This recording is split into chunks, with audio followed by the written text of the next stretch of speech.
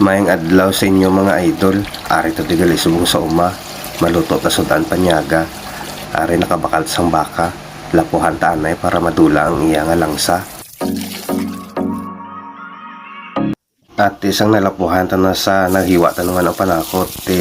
Ato ni sa anay nga gisahon para maging malasa at masustansya.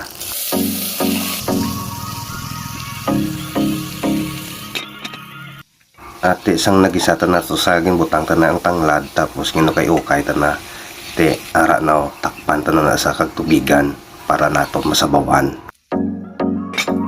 One eternity later. At kay naghumok na to sa ang karne. Pag humok sa karne, ato ni sa din timplahan.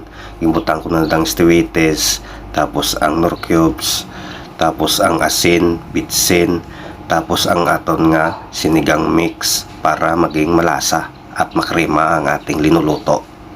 Oh yeah!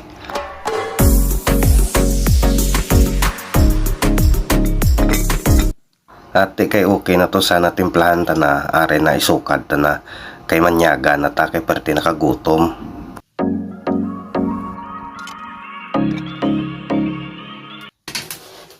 Oh, ta. Nyaga ta. Amo lang to sa gali. Madamo kay nga salamat sa pagtanaw sini nga video. God bless you all. Happy eating everyone.